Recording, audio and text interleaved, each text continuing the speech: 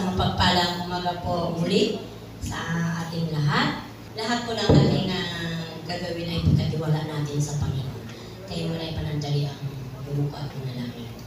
Hallelujah, hallelujah. Amang banal na makapangyarihan sa lahat, minsan pa, Panginoon, ay tinataas namin, Panginoon, ang iyong kadakilaan, ang iyong katapatan, especially, Panginoon, ang iyong kabutihan, Panginoon, na patuloy mong pinaparanas, Panginoon, sa bawat mga anak mo, Panginoon. Salamat po, Ama, sa buong isang linggo, Panginoon, na nandoon, O Diyos, ang patuloy na pag-iingat mo, Panginoon, at kami, Lord, ay naging matagumpay. Panginoon, sa araw na ito, ay nandito kami sa iyong bahay-sambahan, Panginoon. Salamat po, Ama, sa lahat po, Panginoon, sa aspeto ng aming buhay. Panginoon, ay lagi ka namin kasama, Panginoon. Kaya kami, Panginoon, nagiging matagumpay sa aming buhay, Panginoon. Lord, ito, Panginoon, ang abang lingkod, Panginoon, nagpapakumbaba, Panginoon. We need your wisdom, knowledge, power, anointing from you, O God.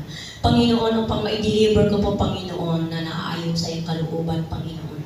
Lord, ikaw, Lord, ang mamutawi sa aking mga labi po, Panginoon. Itanong mo, Lord, ako sa iyong likuran ng cross. Panginoon, ikaw ang makita sa buhay ko, Panginoon. At, Panginoon, may pahayag ko po, Panginoon, ang iyong buhay, makatotohanan, mahiwaga na salita, Panginoon, sa umaga ito.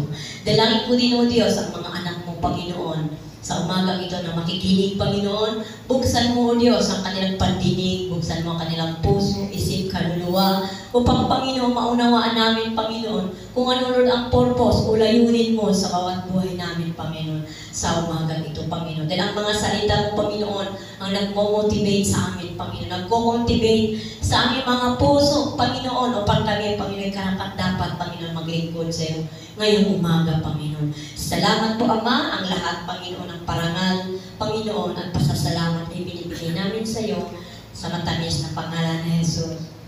Amen and Amen. Hallelujah. Bigyan po natin ng isang malakas na palakpak ang ating Panginoon. Ayan, hallelujah. Alam po, ang bawat isa sa atin ay excited sa pakikinig ng salita ng Panginoon. Dahil ang salita po ng Diyos, ito po ang nagbibigay sa atin ng inspirasyon. Nagpapalakas po sa atin kung tayo nanghihina. Ang salita po ng Diyos at ang banal na Espiritu ang siyang nag-uudyok sa atin para tayo ay patuloy na maglingkod sa ating Panginoong Jesus. Ang banal na Espiritu po ang siyang nananahan sa ating mga puso kapag malinis po ang ating mga puso na naglilingkod sa ating Panginoon. Hallelujah. Our topic today is about serve to God.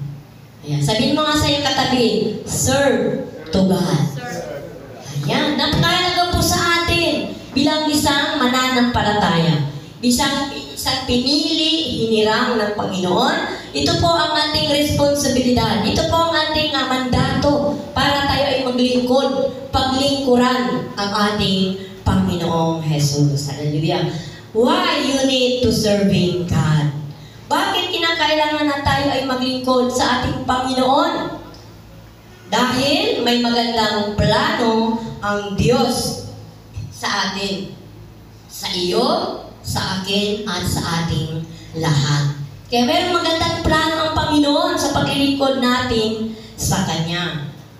Amen, hallelujah. Para tayo pinili, tinawag ng Diyos para maglingkod ng buong puso. Ayan. Serving is the one purposes in our life. Ang paglilingkod po natin sa ating Diyos ay mayroon siyang dakilang layunin sa bawat isa sa atin. May layunin pala ang Panginoon. May purpose ang Panginoon sa buhay natin para ang ating plano sa buhay ay maging matagumpay. Kaya po napakahalaga po sa atin na tayong mga lingkod ng Panginoon. Ito po ang ating isang way. Ito po ang isang paraan, daan. Sa paglilingkod po natin sa Panginoon, tayo ay patuloy na magsigasig, magtiyaga, buong tiyaga, tayong maglingkod sa ating Panginoon.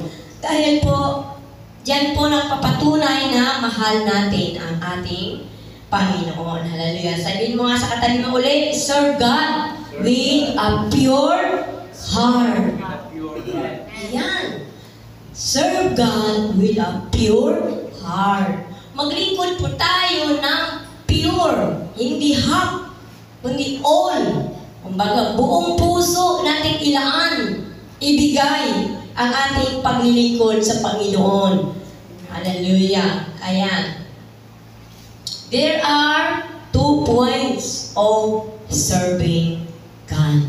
Mayroon po tayong 2 puntos para sa paglilingkod natin sa ating Panginoon. Number 1 po, first point, serving makes you more like Jesus. Maglingkod po tayo na katulad ni Jesus. Diba ang Panginoon? Alam po natin ang buhay ng Lord. Tinubos po tayo sa ating mga maruming kasalanan. Ang Lord muna ang naglingkod sa atin, di ba? Una siyang naglingkod. Kumbaga, nagpakababa siya. Kumbaga, nagpakamatay siya sa krus. Ipinako pa siya sa krus. Grabe po ang pinagdaanan ng Panginoon. Hinagupit, ipinako. Grabe po, di ba? Kung namnamin lang po natin ang ginawa ng sakripisyo ng ating Panginoon. Grabe po.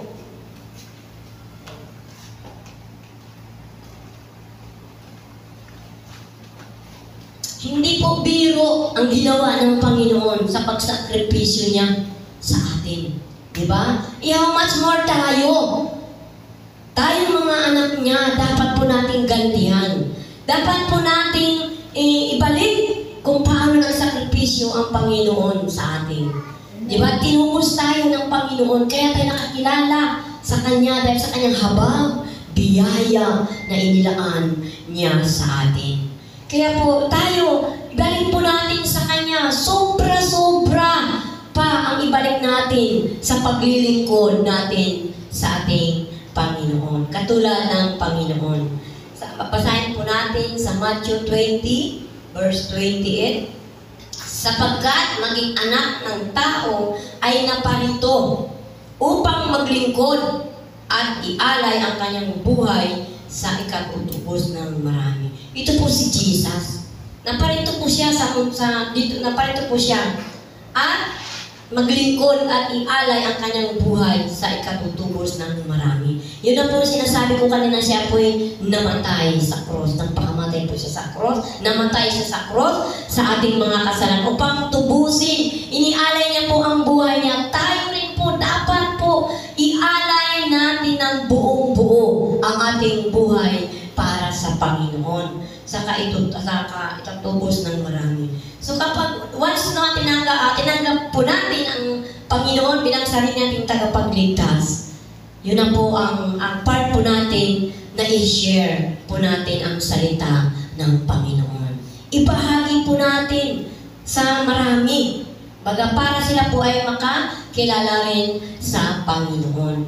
Kaya po mahalaga po sa buhay natin na paglingkuran. Maglingkod po tayo sa ating Panginoon ng buong puso. Maliwanag po sa ating binasa, ialay po natin ang ating buhay sa Panginoon. Sa paglilingkod po natin, gawin po natin ang buong puso at pag-iisip. Sinisiyasat po ni Yahweh, sinisiyasat po ng Panginoon ang ating damdamin. Kumbaga alam ng Panginoon ang ating damdamin kung tayo ba talaga ay totoo, seryoso na naglilingkod sa Panginoon. Kumbaga inilaan natin ang oras, alam niya ng Panginoon sa kaibuturan, sa kaloob-looban ng ating puso. Alam na alam po yan ng Panginoon. Basang-basa po yan ng Panginoon ang ating mga puso kung tayo ay buong-buo na naglilingkod sa Kanya. Kaya ang nais po ng Panginoon sa paglilingkod po natin, unang-una pa igalang natin siya. Igalang, i-respect po natin ang ating Panginoon. Sundin ang kanyang mga utos, ibigin siya, paglingkuran ng buong puso at kaluluwa. Yan po ang gusto na makita ng Panginoon sa atin, sa bawat anak niya. Yan lang po ang gusto ng Panginoon na makita po sa atin. Unang-una, respect God. Diba tayo mga magulang po natin, nire-respeto po natin. Di how much more ang Panginoon na naglalang sa atin. Diba? Mas sobra-sobra pa po ang ating ibalik ang pagre-respeto, pagmamahal ng Panginoon sa atin. Ibalik po natin sa Kanya ang ating paghahalang pagmamahal ng buong puso. Ayan. Makikita po natin dito ang ating supporting verse po sa basahin po natin sa 1 Chronica 28:9. Ayan po. Napakaganda po ito yung salita ng Panginoon. Basahin po natin. Ito po yung selected scripture. At ikaw naman, Solomon, anak ko, kilalanin mo ang Diyos ng iyong ama at paglingkuran mo siya ng buong puso.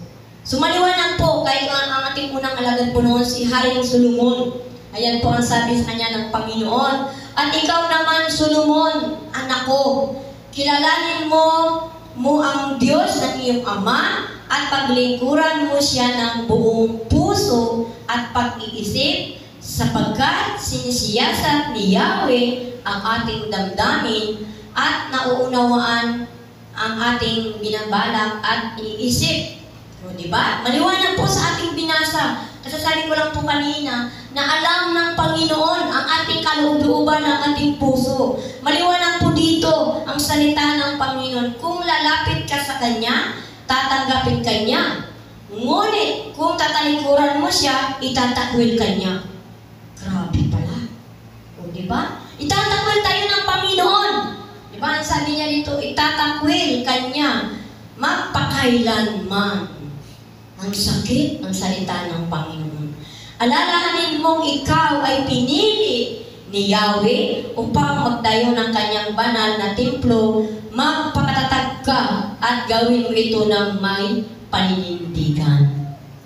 Maliwanag po ang sabi ng Panginoon, magpakatatag tayo na hindi tayo matitinag. Ano man ang hinaharap natin, ano man ang dagok sa buhay natin, ano man ang yugto na ating nararanasan sa buhay natin, ang sabi ng Panginoon, magpakatatag ka. Hindi lang po si Haring Solomon ang sinasabi ng Panginoon, tayo mismo din na mga pinili. Ang sabi ng Panginoon, pinili, hinirang tayo ng Panginoon, pinili niya tayo. Sa libo-libong tao sa buong mundo, isa ka sa pinili ng Panginoon. Isa ka sa hinirang ng Panginoon na maglingkod sa Kanya. Maliwanag po ang sabi ng Panginoon. Sabi ko, Lord, salamat sa mga salita mo na pinapaunawa mo sa amin. Inire-remind mo sa amin sa paglilingkod namin, never give up.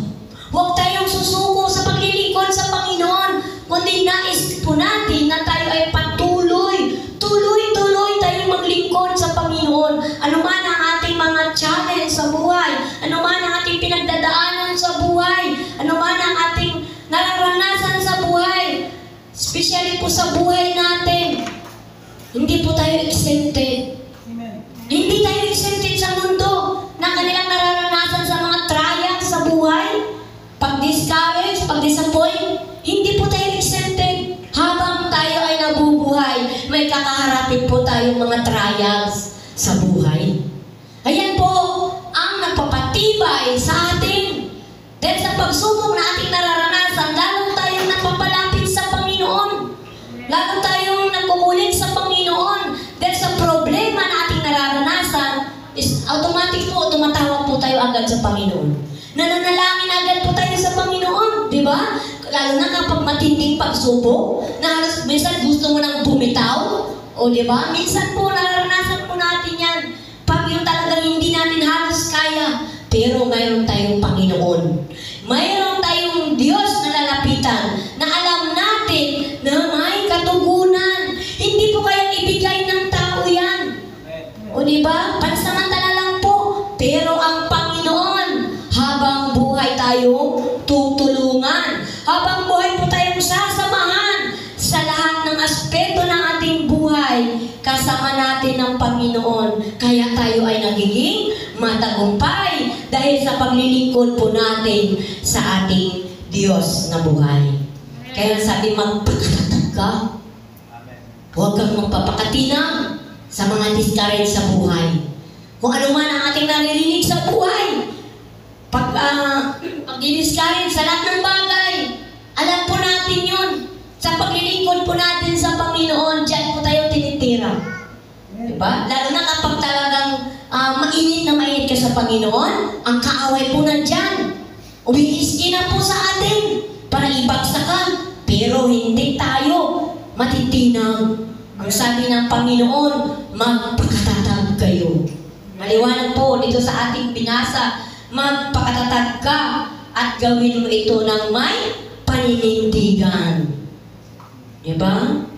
Anak ka ng Panginoon, manindigan ka na ikaw ay tunay na anak ng Diyos. Sabi nga sa Joshua 1:8, diba? Magpakatatag kayo. Magpakatatag po tayo. Kaya po kung atin pong namnamin ang salita ng Panginoon, ito po ang nagpapatibay sa atin.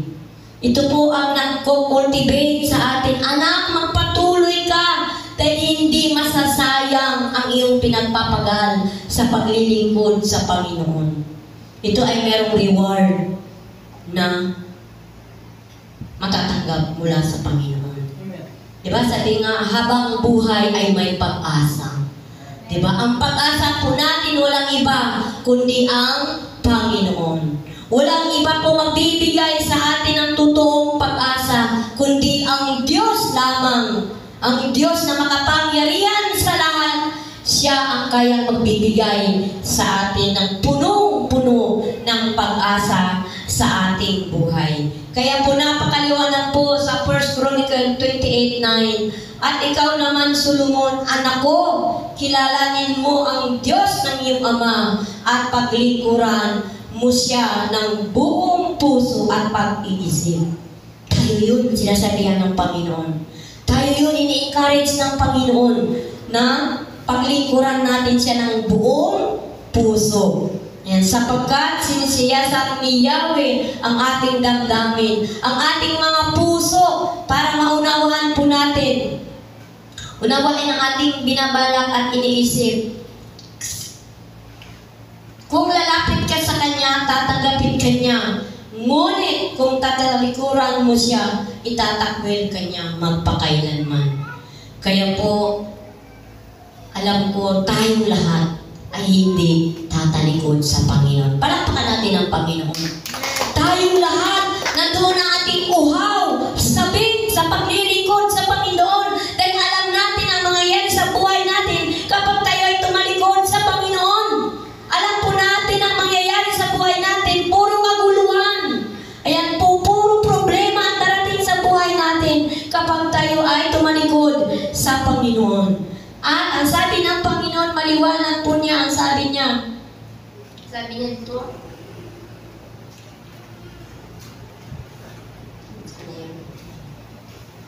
Ngunit kung tatalikuran mo siya, itatakwil kanya magpakailanman. Kaya po, wag tayong tatalikod sa Panginoon. Wag tayong susuko sa Panginoon. Wag tayong hihinto sa Panginoon. Wag tayong manlupaypay sa Panginoon. Wag tayong manghihina sa Panginoon. Bagos, pakanaisin po natin na tayo ay magpakatatag sa Panginoon. Panindigan po natin ang ating bilang isang tunay na anak ng Panginoon. Ang sabi nga, Kristiyano ka na rin lang, itudo mo na, buong puso mo na itudo ang paglilingkod mo sa ating Panginoon. Kaya po napakahalaga po sa atin, sa paglilingkod po natin sa Panginoon, tayo po ay itudo na natin all-heartedly ang ating pagsiserve, paglilingkod sa Panginoon. Dahil alam po natin sa paglilingkod po natin sa Panginoon, ang reward ng Panginoon ay may kapayapaan tayo sa buhay natin, may katiwasayan sa buhay natin, may kagalakan, may kasiyahan sa buhay natin na ating matatamo. Ayan po ang evidence, yan po ang benefits natin sa paglilingkod po natin, isang package, lahat po ibibigay sa atin ng Panginoon. Kung ano ang desire ng Diyos, kung ano ang desire mo sa paglilingkod mo sa Panginoon, ibibigay po yan ng Panginoon. Ibibigay po mananampalataya ka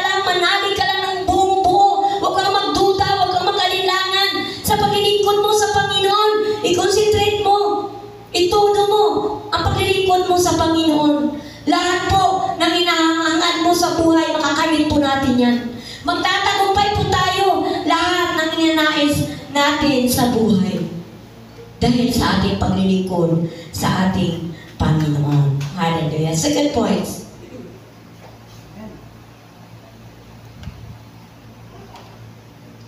Ayan po. Serving is the highest use of your time. Maglingkod ng pinakamataas na paggamit ng oras. Ayan. Maliwanag po yan sa ating binasa. Oras. Oras sa paglilingkod sa Panginoon, pinakamataas, pinakalabes na oras. Lahat na gawain sa Panginoon, dapat po maka-attend po tayo. Then ang sabi, serving is the highest use of your time.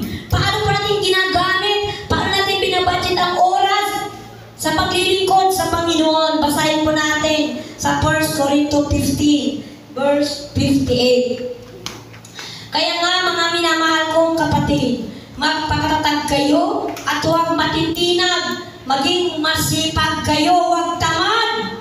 Diba? Masipag. Ang sabi ng Panginoon dito, masipag. Huwag kayong maging tamad. Ayan, maging masipag kayo palagi sa paglilingkod sa Panginoon dahil alam ninyong hindi masasayang ang inyong pagpapagal para sa Kanya. Palakpakan natin ang Panginoon. Best clap offering. Palakpakan natin ang Panginoon.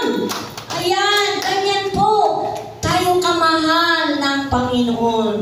Kaya nga mga minamahal kong kapatid, mahal tayo ng Panginoon.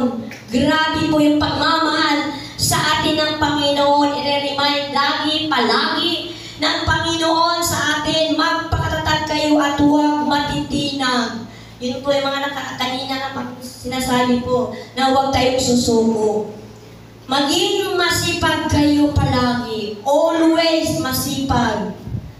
Buong tiyaga sa paglilingkod sa Panginoon dahil alam ninyo, hindi masasayang ang inyong pagpapagal sa Kanya.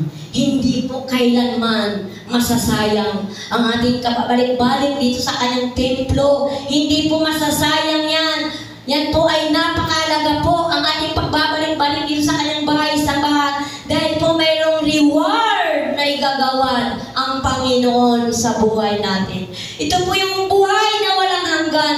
Eternal life po. Ito ang sa langit po, buhay na walang hanggan. Makakasama po natin ang Panginoon sa buhay na walang hanggan. Kaya laging sinasabi, laging pinuulit-ulit ng Panginoon sa buhay natin.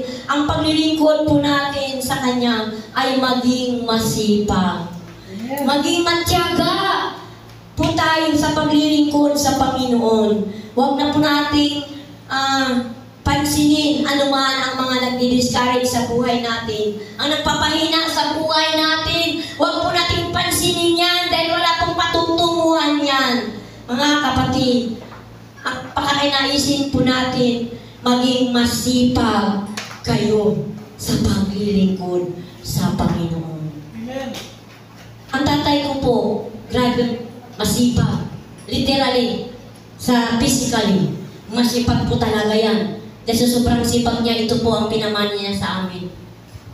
O diba? Sa sobrang sipag ng aking magulang, grabe po talagang super sipag po talaga ang magulang ko. Talagang halos magtrabaho po yan kahit pagkain na ang almusal niya po alas 10, ang kanyang tanghalian alas 2. Uuwi siya po magtrabaho alas 6 ng gabi. Dahil po ang bahay namin po noon ay doon po sa may Kuibaan Monica. Yan po ang bahay namin doon. May lupa po kami doon. Ganyan po kasipag. Nandito po sa lupa yung tatay ko. Tsaka din sa mga kapatid ko. Hindi lang po ito naabot kasi malayo na po ito. Doon kay Kagawad Tabang po doon sa dulo. Puno! Galing po ang mga halaman po doon. Dahil po ito noon, napaka po dito, napaka-sungal. Kaya pero grabe po kasipag ng tatay ko. Ganun po dapat tayo. Mas more sa Panginoon tayo magpakasipag. Magpakasipag tayo sa Panginoon dahil lahat ibibigay ng Panginoon. Lahat ng dapat ibibigay ng Panginoon. Magpakasipag lang po tayo sa paglilingkod sa Panginoon. Dahil hindi po masasayang ang ating pagpapagal sa Kanya. May malaking reward, may malaking gantimpala ang ibibigay sa atin ng Panginoon. Palakpakan natin ang Panginoon. I-focus lang po natin ang ating time sa Lord. I-focus natin ang ating time sa Panginoon. Sa lahat ng gawain, i-focus po natin yun. Nakasitro lagi ang ating kaisipan sa Panginoon. Sa pag-serve po natin, gawin po natin ang the best sa pag-serve po natin sa Panginoon. Serve humility. Serve build up. Ayan, maglingkod po tayo sa Panginoon na may pagpakumbabang loob. Dahil ang nagpapakumbaba, itataas ng Panginoon. Magpakababa po tayo palagi sa paglilingkod sa Panginoon. Itataas po tayo lagi ng Panginoon. Kaya po, napakahalaga po yung salita ng Panginoon sa buhay natin. Sa paglilingkod po natin, baka naisip po natin, laging excited, laging uhaw, laging sabik sa gawain ng Panginoon sa kanyang templo. Dahil alam natin ang pinaglilingkod natin ay makapangyarihan sa lahat. Diyos na banal, na kayang baguhin ang buhay natin. Kayang kumilos, gumalaw sa buhay natin. Kung ano ang ninanais ng puso natin, i-grant yan ng Panginoon. Bibigyan tayo ng buhay na may kagalakan. Bibigyan tayo ng buhay na may kapayapaan. Bibigyan tayo ng buhay na may kagalakan, kalakasan, kasiyahan. Lahat po ipagkakaloob natin dahil sa patuloy nating paglilingkod sa Panginoon. Ibibigay po yan ng Panginoon. Pero kapag tumalikod ka sa Panginoon, itatakwil ka rin ng Panginoon. Itatakwil ka ng Panginoon kapag tumalikod ka sa Kanya. Kaya salamat sa Panginoon sa buhay natin na grabe ang pagmamahal ng Panginoon. Paulit-ulit na tayo nag-aaral ng salita ng Panginoon. Bakit tayo mag-aaral? Bakit paulit-ulit tayo mag-aaral ng salita ng Panginoon? Dahil habang tayo ay namumuhay sa mundo, minsan po ay nagkakasala pa rin tayo. Aminin po natin yun. Pero by the grace of God, kapag ikaw ay nagpatuloy, maaalis po ang lahat. Dahil ang banal na Espiritu ang nananahan na sa ating puso. Ang banal na Espiritu ang nag-uudyok sa ating anak, huwag mong gawin yan, mali yan. Amen. Kapag tayo ay patuloy na maglingkod sa ating Panginoon. Kaya po, patuloy lang po tayo. I-enjoy lang po natin ating paglilingkod sa Panginoon. Enjoy to serve God. Enjoy lang po tayo sa paglilingkod sa Panginoon, mga kapatid. Lahat po ipagkakaloob sa atin ng Panginoon. Palakpakan natin ang Panginoon. Hallelujah. Nais ko lang pong basahin ulit dito sa 1 Chronica, chapter 28, verse 9. Ang ganda po dito. At ikaw naman, Solomon, anak ko, kilalanin mo ang Diyos ng iyong ama at paglingkuran mo siya ng buong puso at pag-iisip, sapagkat sinisiyasat ni Yahweh ang ating damdamin. Nauunawaan ang ating binabalak at iniisip. Kung lalapit ka sa Kanya, tatanggapin ka niya. Ngunit kung tatalikuran mo siya, itatakwil ka niya. Magpakailanman. Alalahanin mong ikaw ang pinili ni Yahweh upang magtayo ng Kanyang banal na templo. Magpakatatag ka at gawin mo ito ng may panindigan. Ang nais po ng Panginoon sa atin sa umaga ito, magpakatatag po tayo. Manindigan po tayo sa paglilingkod po natin sa Panginoon. Yan po ang encourage ng Panginoon sa umagang ito. Gusto ko lang pong i-recap ang ating pinag-aralan kanina. There are 2 points of serving God. Serving makes you more like Jesus. Maglingkod po tayo ng katulad ng Panginoon. Pangalawa po, serving is the highest use of your time. Ito po ang nais ng Panginoon. Ito po ang gustong makita ng Panginoon sa buhay natin. Marunong tayong gumamit ng pinakamataas na oras na ilaan, ibigay sa Panginoon.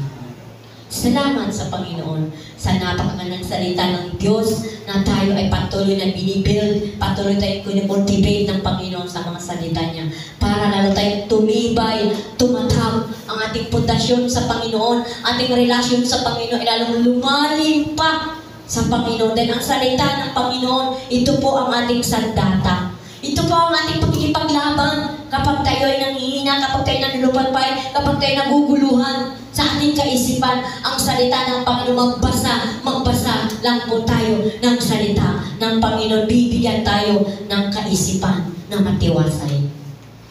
Ang tao po kapos, pero ang Panginoon ni kailanman hindi po makapos na ibibigay sa atin. Ang Diyos na buhay na ating pinaglilingkuran, sa paglilingkod po natin, patuloy nating ilaan, ibigay, buong-buo ang ating paglilingkod sa ating Panginoon. Salamat sa Panginoon sa kanyang mga salita, pagpalain ng Panginoon. Hallelujah. Tayo lahat. Tayo muna yung manalangin. Hallelujah, hallelujah. Oh, hallelujah. We worship you, God. We worship you, Lord. Salamat po, Ama, sa napakagandang salita, Panginoon, na aming napag-aralan, napagbulay-bulayan, napagnilay-nilayan, at patuloy namin sinasaliksik ang mga salita mo, Panginoon. Lord, salamat, Lord, sa pagmamahal mo sa aming Panginoon. Salamat po, Ama, na minsan, Panginoon, kami nagkukulang, nagkakasala.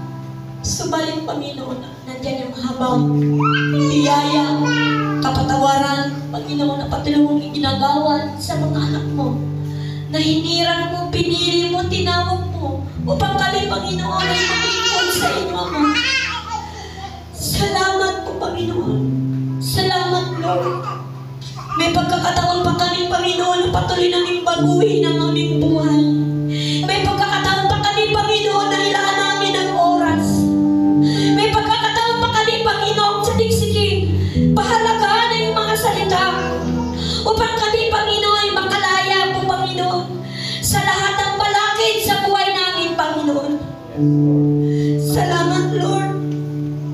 Salamat po, Panginoon. Maliwanag, Lord, ang pinag-aralan kanina, Panginoon.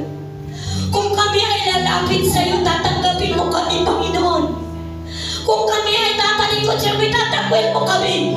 Lord, hindi namin nais ang mga salita yan, Panginoon.